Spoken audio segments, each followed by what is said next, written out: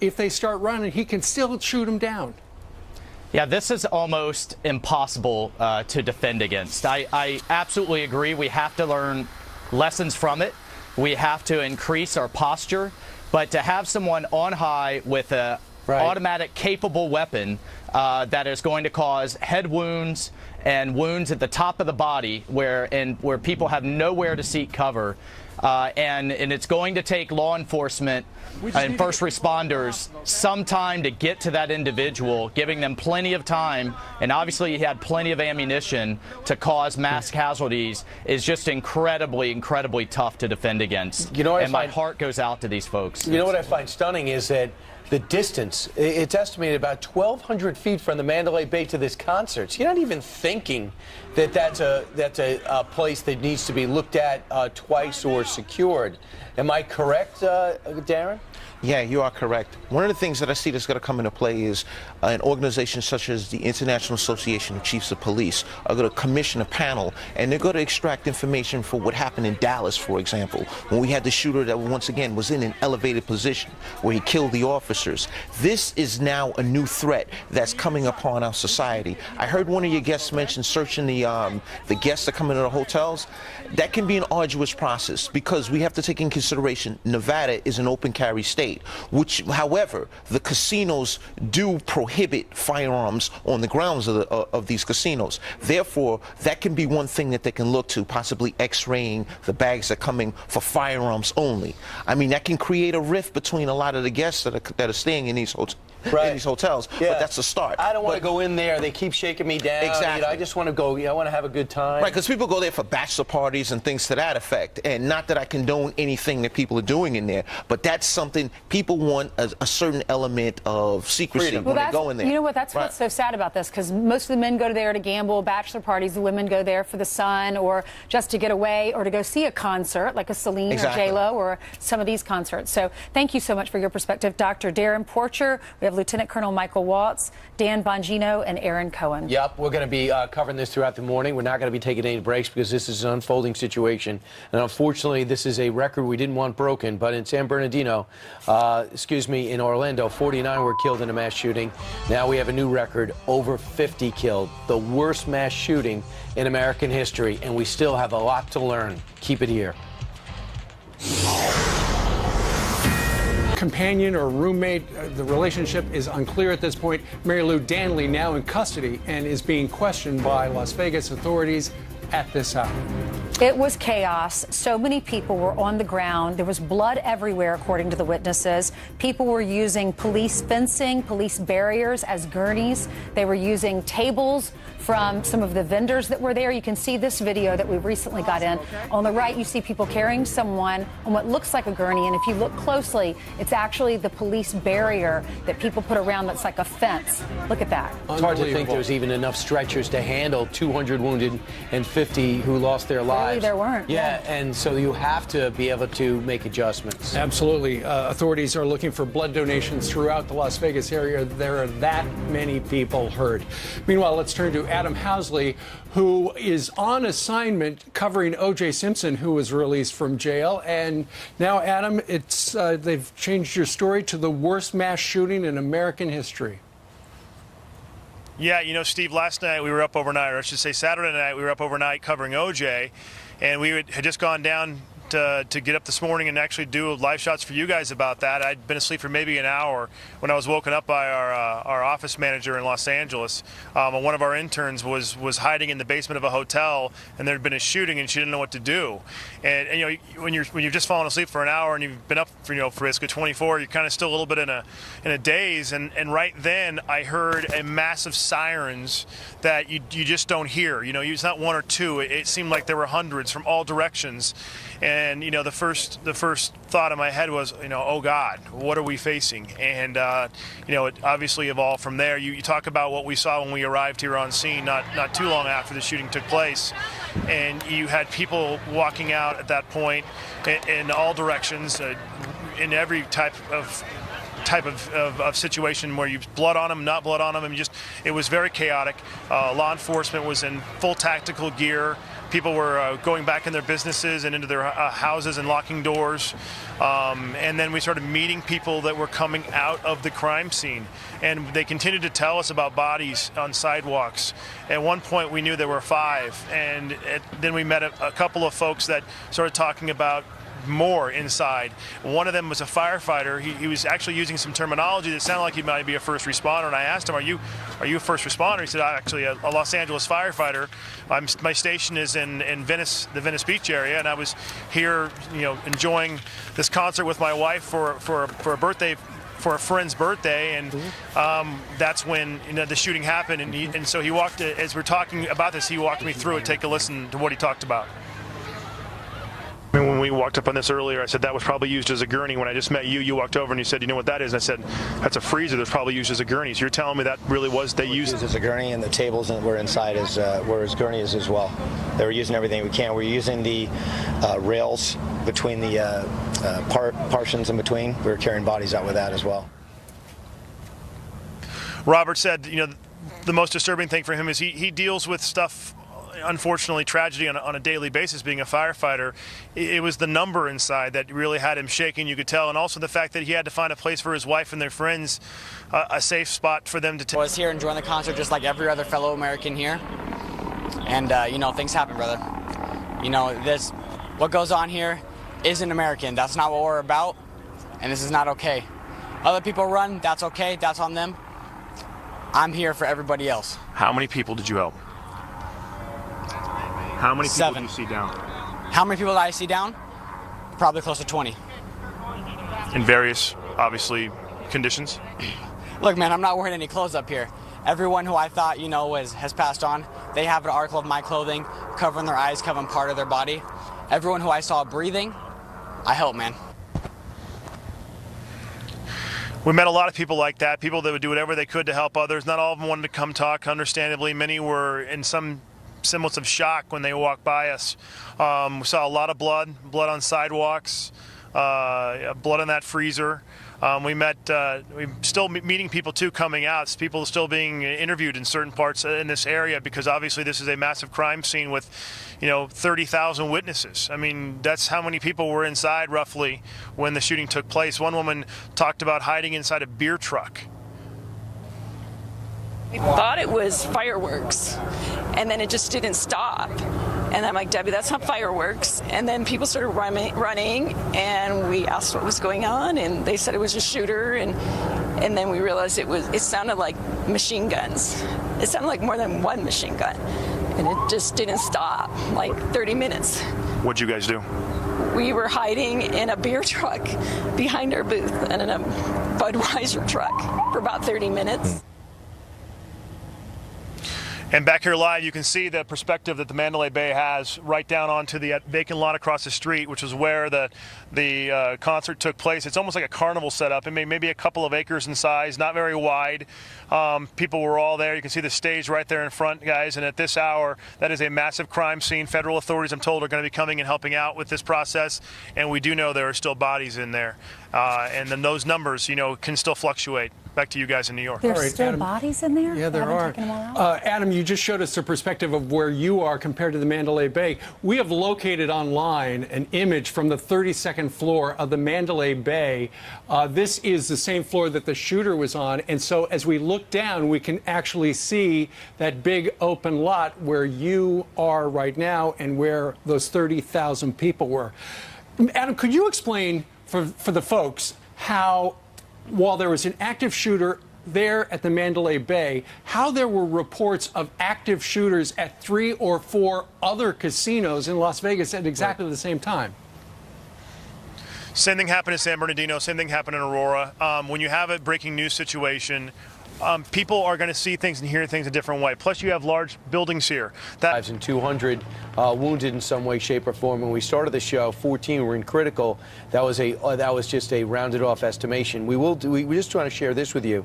This Mary Lou Danley that we were looking for, then they since have found. They say she is no longer sought as a person of interest, and have made contact with her, as you know. And they do continue to look for the Hyundai Tucson. So they're still looking for that vehicle, and they're not worried about her. And things change. You know, we've heard this also in San Bernardino. I remember them saying there were 3 shooters. I mean, these numbers and the story is going to change, and the question is going to be, how did he get the weapon? Not how did he get it in, because it's easy to do that. It's how did he get the weapon? I do know that at one point, Brian, there was 3 people that have been detained. None of them may be involved here at all, have any connection, but we have been told by law enforcement that 3 had been detained at one point. So they're going to take no chances here. They don't want to have, you know, they say right now they believe he acted alone, but they want to make sure that's the case. You know, right now it's a matter of continuing to go through this crime scene and get every single part of that obviously wrapped up. You've got bodies still in there. You've got people that, of course, have not been yet notified. It's a very tough situation here in Las Vegas, to put it lightly. I assume it's not affecting cell phone service, but how's your cell phone service? Because I have a friend who's looking for a loved one and can't get in touch with him. Cell phone service has been good. I do know a number of people have had their batteries die. You know, this has been a number of hours now, so hopefully that's the case. And you let your friend know there's still people in some of these hotels that are being interviewed.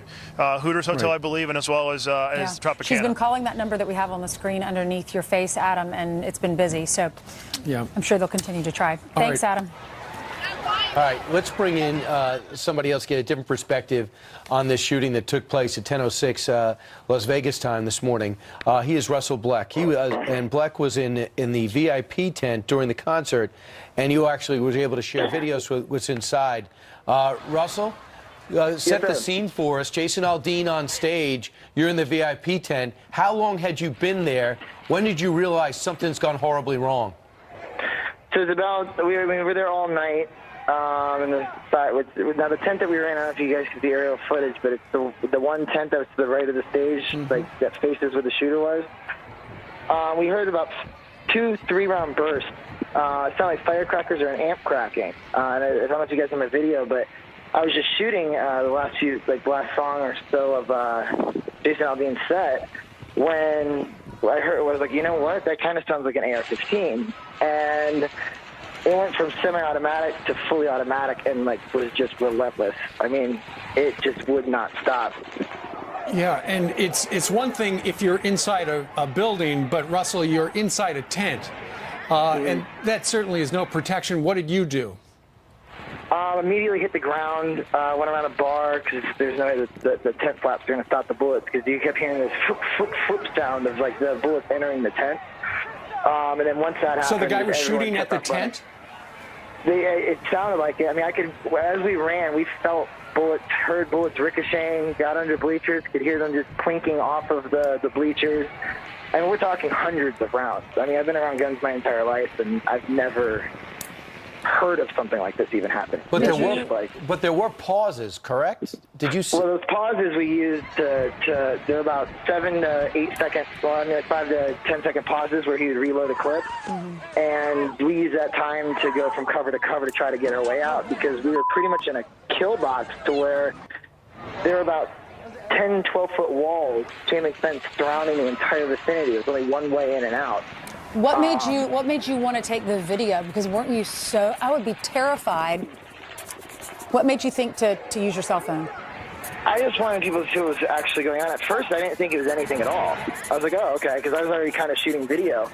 But I kept rolling when I realized the extreme of things, and I as soon as I thought that it was coming towards us, the sounds got louder, and the ricochets got louder. That's when I cut off the footage and ran. Oh, my goodness. And realized the rest of my group, we got separated, and Russell, my God. Indeed, we're just discovering, and this is interesting because we were trying to figure out how the police were able to locate out of the many rooms on that 32nd floor of the Mandalay Bay, how they were able to actually find the suspect, the shooter, Steve Paddock. As it turns out, they were able to locate him because he was shooting so many rounds of so many shots. The smoke detector went off in his room, and so that's how they were able to figure it out. We didn't know where he was coming from at all. He was so far away, you couldn't hear the initial bang. Yeah. Because there's a sound delay. I mean, he was that far away, 200-300 yards. I mean, at least. And then I would like to see them at the police officers. In that situation, and especially now in a world where everyone's kneeling, I saw people on the ground. Every single police officer was standing up, shielding people, looking for the threat. I mean, these guys all had small arms, small pistols, and they knew what they were up against. Genius, the fully automatic weapon, and they charged head on, not even being able to reach the guy, just trying to direct people. Hey, Russell, I know you can't see this, but we actually have footage for the first time of those same officers or the same people that you're talking about, how brave they are, going door to door on the 32nd floor looking for the killer. So they're heroes. I mean, every single second that those people took their fire away from this guy saved countless lives. I mean, the guy was just spraying the crowd. There were no targets. He was too far away for that. He was just... When you have that many tens of thousands of people clustered, it was like fish in a barrel. And with those 10-foot walls, I mean, it took us 15 minutes to try to find a way out of there, and the shots just kept ringing out. Russell, thanks so much for joining us and sharing your eyewitness video. Appreciate you bringing us to this from your perspective. Let's bring in Darren Porter, who is sitting on the couch with us this morning. Darren, you're a former law enforcement agent, and you're a professor now. We're looking at this video of the officers going door to door, and I think Steve has some new information. Yeah, according to the Las Vegas Journal-Review, which is one of the papers out there, one of their columnists cites a police source, says that when they went into the room on that floor, and obviously the shooting's over if that guy's taken off his helmet, citing a police source, said that the shooter had 8 guns and 2 platforms set up to shoot from and cameras set up to see the police arriving. So this was quite an operation. It's not like the guy went up there and just decided, you know what, I'm going to start shooting people. He'd been thinking about this. This is a very calculated approach, but one thing from a law enforcement perspective that we need to realize is the Las Vegas PD is going to practice something we refer to as force discipline. Force discipline is not to push all your resources into the place where the shooting is occurring, because you've had many people that called from different hotels that genuinely believe that shots were being fired in their hotels. But this was a result of either ricochets or the amplification of the shots that were happening in that area. So now the Las Vegas PD has to focus on the deployment of personnel in multiple different areas. So that's where the force discipline comes into play. And it's an arduous process to think of, look, we have an active shooter in play, but we also need to put fortifications in different places. Is your goal to apprehend him or to kill him? Your goal is to terminate the assault. Terminating or neutralizing the assault is bringing down that assailant. The best case scenario is if we can bring down this assailant and elicit intelligence as to why they did or the additional shooters. However, sometimes, unfortunately, we're faced with the drastic situation of neutralizing this individual. So Dan Bongino's still with us. And Dan, I know that you're never really off duty. Oh, so Dan is now with us. But one thing that's pretty amazing is how many off-duty officers were at this concert, military at this concert. But when you're off duty, you're never really off duty. Yeah. And you go into that mode of, I got to protect people, even though I bought a ticket and I'm here with my friends. You have to go to that, what your full-time job is, right? Right, but one great thing of having off-duty officers there is they can elicit a tremendous amount of information that your average citizen wouldn't pay attention to as to where this is coming from. As Steve mentioned, luckily there was a smoke detector that went off that ignited or directed personnel, first responders, to that room. However, the first responders, and I shouldn't say first responders, but the off-duty officers can do things such as assisting in the departure of those people that are at this event. And apparently it was a tactical team that went up there because they placed an explosive on the door. But with this news from the newspaper out there that he had 2 platforms he was shooting from. Yeah, he'd been there for days probably, Steve, right? But the diabolical part is he had a camera set up so that he could see the police arriving. So obviously that was reverse intelligence. Right, it was out in the hall or it was right at his door. You know, it's interesting. When I look at what happened with the Dallas PD, where they had the shooter, I want to say it was a year ago, where he shot and killed several officers.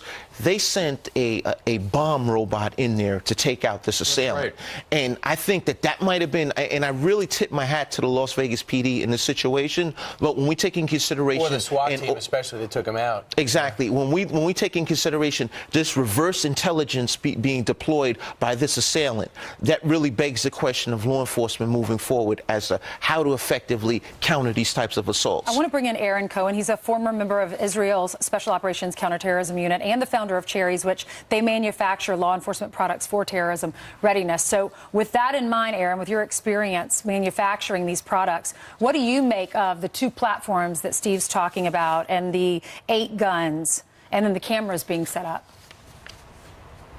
Well, it just means that you had a specific person who went to a specific place to do a specific thing, and in this case it was killing as many people possible in the shortest period of time. Guys, I want to talk a little bit about, if it's okay, about the Israeli-style response to active shooter and some of the measures that we've developed over the last 30 years. We've had a lot of active shooters in Israel. We obviously do our best to thwart them before they can actually cross over into Israel, but have to dump a ton of training. We really invest in the officers in Israel, and I think what we saw here with Las Vegas Metro PD SWAT team, and obviously with all the off-duty police here, the thing that we've learned is for every second you waste, another innocent person is killed. Yeah. For every round that's fired, another innocent person is killed. So we developed an active shooter response protocol, and this is to go to the gentleman who's sitting with you guys in studio. He used the word neutralize, and it's a very correct term. But here's the thing. We train our officers in Israel to run and stop and shoot, and they have to do that as quickly as possible. They're sprinting into the direction of the gunfire, and they're stopping so that they can make straight shots. And sometimes that happens literally within crowded areas. And we train by setting up 40, 50 targets on a shooting range that are all innocents, and the officers are trained to be able to find that one rotten egg in that crowd of 50 targets, and it's hours and hours and hundreds of hours of training, but the purpose of it is to be able to, and this is going to sound harsh, but counter-terror and active shooter tactical response is harsh. And so the goal is to be able to put a round into the center of the cerebellum, which is the top of the brainstem. And what it does is it neutralizes the terrorist hands from being able to move. It's not personal, but the second we can shoot him, essentially in the tip of the nose, it hits the top of the brainstem, which paralyzes the shooter. And so to go to the officer's point, who's in studio with you, the neutralization isn't personal. It's to keep the terrorist hands from moving so he can't continue to kill. And it's no different than being on an airplane when you want to, first you have to assist yourself and put the mask on, which in this case is neutralize the threat, before you can begin with the first aid and evacuating and helping others on the plane. So the responses in Israel are very thought out, they're very aggressive, and they're based on science, which is neutralizing, not to kill, but to keep the hands from moving. And Dan Bongino is back with us. Dan, obviously this guy knew that if he started shooting at 30,000 people, the police were going to arrive pretty quickly. There's a news report out there that apparently they can't say whether or not the police killed the shooter or if it was suicide, which, and it might have been because he apparently had a camera set up to know when the cops arrived. Yeah, now that talks about a level of preoperative planning there that's really disturbing in this case. And, you know, one of the points that was brought up earlier in the show by the colonel, which was a good one, he was talking about the volume of shots. And think about this. I mean, this is a really extended distance here. We're talking about 1,200 feet from the floor to the ground, if not more. To kill and wound 200 people, you're talking about probably close to maybe 500 shots, if not more, which says that's heavy. Ammunition is very heavy. To carry that kind of equipment into the hotel, I will bet you guys that when the surveillance footage comes out, and these casinos have the best camera systems in the world, you know, you're going to see multiple trips that this guy had to make in and out. There's no way you could carry that volume of rounds and camera equipment into the room without extensively planning this out in advance, making multiple trips. And Colonel, do you have to be good? I mean, do you have to be good to be able to pull this off, or can you just be sitting there with a volume, with an automatic weapon, 8 guns, it said, according to the local newspaper there? He had 8 guns and 2 platforms. But do you tell me there's skill involved? There's a lot of skill? I think there's some skill involved in the sense of either he was changing out magazines, and that takes some amount of skill. You know, divide up 500 to 1,000 rounds by 20 to 30, or he had, illegally obtained a fully automatic weapon. But I have to tell you, just listen to the cycle of fire, listen to the type of fire in those videos. It was sustained. It was not erratic. It sounded, as much as this may sound odd, it sounded relatively calm. There were long, sustained bursts. I would not be surprised if this guy had either some type of training or a lot of familiarity with firearms. And then from the psyche, right, it's not like a suicide bomber like we saw in Iraq and Afghanistan, where it's just an instant and the evil deed is done. He had to be pulling that trigger and seeing people fall and die from head wounds for some amount of time to get that amount of firepower, that amount of rounds out the weapon, which just really goes to the sickness of the whole event. Sure, absolutely. Dan Bongino, you're a former Secret Service guy. This guy's not going to be talking because he's dead, but I'm sure he's got computers and he's got phones. The police are at his house right now. What happens next? Yeah, you have to reverse engineer the crime right now. And the first thing in your triaging your needs is making sure this was, in fact, a lone wolf event. I've seen some reports about that. You want to make sure there were no associates or people who assisted him. But you want to see financial records, where he bought the weapons, how he got the weapons, obviously communication over email, any kind of communication, phone records, we call them MUDs and LUDs, things like that. You want computer records, any kind of data stored on his computer. Social media is big now. They're going to try to get access to social media accounts. And really, Steve, this all comes down to this. What was the motive? Why? Why does someone do something like this? I mean, to enact this kind of horror, you want to know why. That's the question police officers need to find out immediately. Right. Aaron, can you help us with that? Could you see some answers to whys right now if I gave you this case and said solve it? Well, that's a good question. I think the gentleman just answered is spot on in terms of figuring out the why.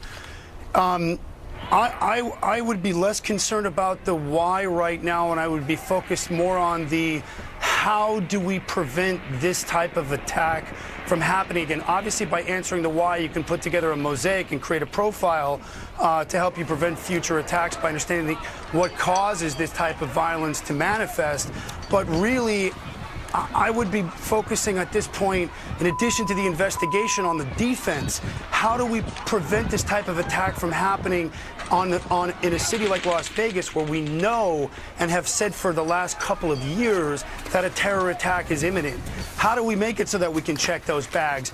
How do we tap into the 1 million police officers who, which a third of them are off duty at any given shift in this country, and begin to use them as force multipliers like we do in Israel? I'll share one of Israel's best kept secrets. This is a hat that's mandatory for every off-duty police officer. This folds up. It goes into your pocket. The reason why is because at any given time, a terrorist can open fire on a crowd of people. We need those plainclothes off-duty police officers because they're going to be the first people on the scene. And therefore, they can put this cap on their head. It's high visibility reflective straps. Allow the officers to respond confidently, knowing that they're not going to get engaged by accident in anti-fratricide, or what's known as in the U.S. law enforcement community is blue on blue. This is mandatory in Israel. We learned after years of terror, you have to tap into your off-duty community. You have to use them when they're plainclothed and when they're out with their families. I understand that there were a lot of off-duty officers who were critical in the response. Those officers need to be able to engage a terrorist if needed. They're trained to use their firearms. And again, these are just some of the insights that I can bring from Israel based on our response platform. Well, we can learn a lot from each other. Right, and two of those casualties were off-duty officers, whether they were sitting there or helping out. They'll never off-duty. Hey guys, thanks so much for joining us today. We appreciate your expertise in this unfolding situation, and you brought us as up to date as humanly possible. All right, now this morning we were reporting that Jason Aldean, he was the last person to perform for the Route 91 Harvest Festival.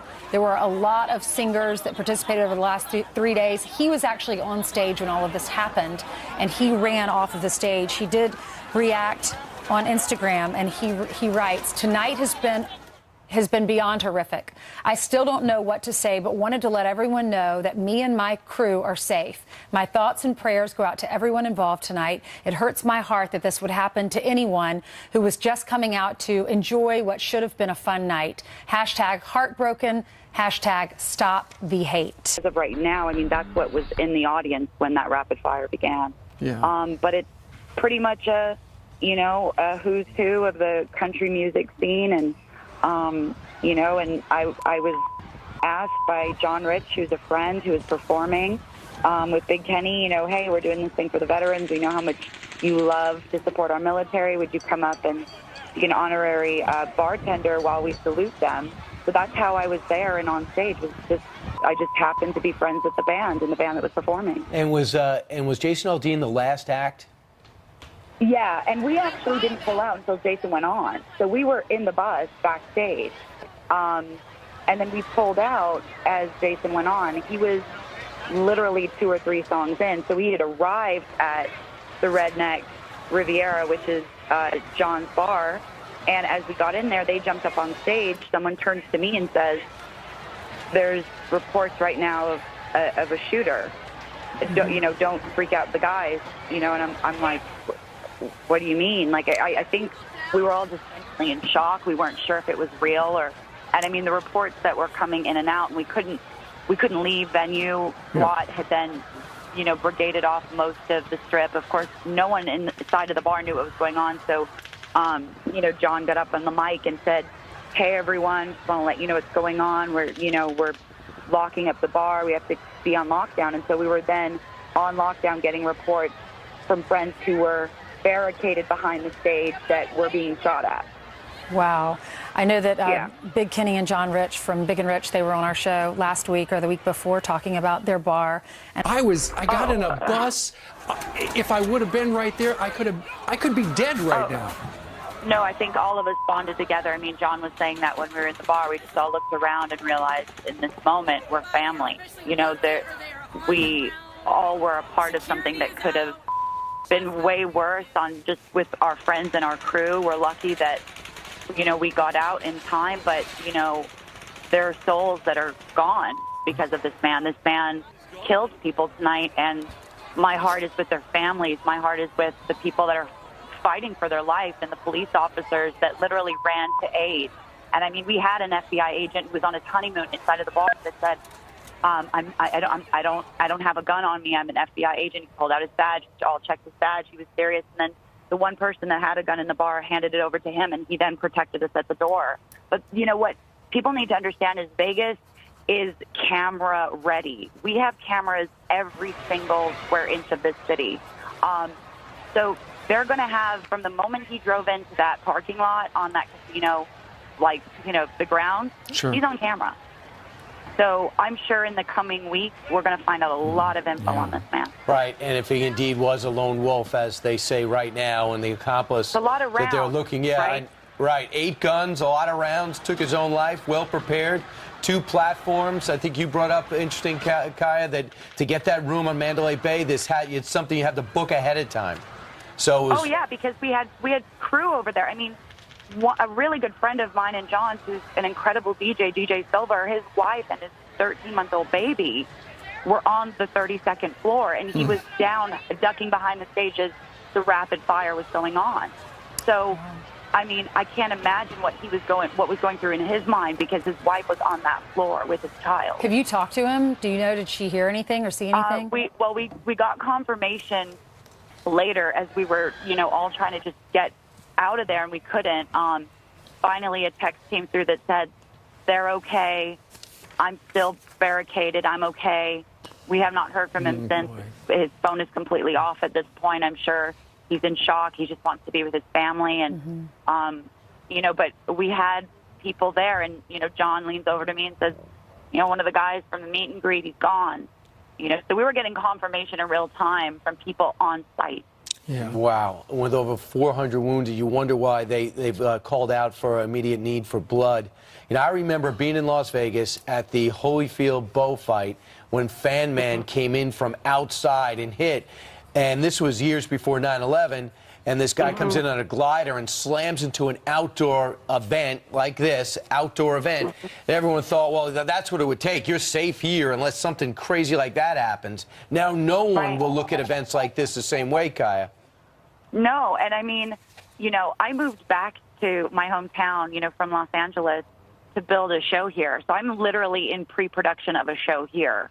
I'm not in the show, it's my creation, and I'm thinking in my mind, how are we going to hold our city together? Yeah. How are we going to show America, just like Orlando, just like 9/11, that we're going to rise up and not allow this to affect our town? Because this is a town, as much as everyone feels it's a city, it's a town. Well, just keep in mind, Kaya, you look at New York City, the whole thing was rubble, all those lives lost. It's rebuilt, we're stronger than ever. You guys will do the same thing. Yeah, it might affect tourism for a little while, but it'll come back together eventually. All right. That's right. Kaya, thank you very much for telling us what happened. Yeah, God bless you, Kaya. We're glad you're thank you. okay. God bless you guys. Hey, Thank you. Dan Bongino is still with us down in Florida as he looks in at what happened last night, 10 o'clock local time in Las Vegas. Dan, the latest news out of Las Vegas is that apparently, you know, the guy had the 8 guns, the shooting platforms. He had a camera set up so he could know when the cops got there, when they opened the door. And the reason they were able to figure out what room it was he had fired off so many rounds, the smoke detector went off, so they knew exactly what room it was. But as soon as they got to the door and they set off the explosion, he was dead inside. He apparently had killed himself. So this really was a suicide mission, wasn't it? Yeah, and it speaks to an extensive level of planning involved before the attack.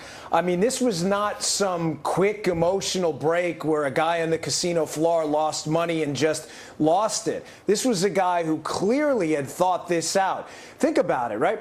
This was 1,000 feet plus from the location in the Mandalay to the actual event. You have to site that out in advance to get some kind of a sight line. You know, when we were Secret Service agents, that was the first thing you would do is you would go to where the president's standing and you immediately look up in 360 degrees and you say, who's looking down on us? It says to me that we may find out later during this investigation that he may have gone there in advance and done some scouting of the location. It's not the kind of thing you would just show up on game day and have some random emotional break. He clearly thought this through in advance. Yeah, Darren, now that we've gotten so much more information about this guy, even though there's so much more to know, what else can you tell us about what you've put together if I put you on this case? Well, right now, we're speaking from a place of conjecture. We're trying to gain as much empirical evidence that we can moving forward. We have a shooter that was shooting from 3 football fields away. And so, of course, this is someone that cased it, or he visited this location on numerous of times. What I would do, one, is I would check with the local police to see that, because apparently he was someone that was known to law enforcement. If he was arrested, who did he contact? Who were his cellmates? I want to sit down and I want to interview those people. In addition to that, I want to find out where he purchased these weapons from. Who did he come in contact with? Because I have a gut feeling that a lot of these weapons were purchased illegally. Does he hate country music? Does he hate the American people? Does he hate Las Vegas? Not only that, we just want to know the overall circumference of... Nothing about this. He said, our family's okay. We're sitting here in our house hoping that everyone doesn't attack us. My mother is 90, lives down the street, was just completely dumbfounded. You can imagine how this affected her. And it goes back to his social network. His family may not have been apprised of what his this violent outtake in terms of what he did was, but his social network, meaning the people who he was arrested with, who he connects with socially on social media via cell phone, that would provide a more telling definition as to who he is and why he did this. Darren, we have someone on the phone with us. He's an Army reservist. His name is Colin Donahue. He returned from Iraq, from a war zone, to witness this shooting at the Las Vegas Strip. It's interesting, Colin, thank you for joining us, that you go over there to protect our country. You come home and this happens to you. What were your thoughts? What'd you witness? To be honest, it was very interesting. Like, I don't know what to say. It all happened so quickly that when shots were fired, the first rounds, the first volley, nobody did anything, and then the second volley, everybody dropped. And for me, I was like, okay, so what's happening? I couldn't put it all together. Right. So once everybody started ducking for cover, I looked around. I'm like, okay, so, oh crap, this is actually happening. Right. So I started pushing people out, and I said, all right, let's go. You need to go here. And then people started taking off, and then we started doing, we started taking care of those who were injured. There were a lot of people, and it gives me chills because there's nothing I could do because I'm not a doctor, but you have a lot of people around there that were helping out.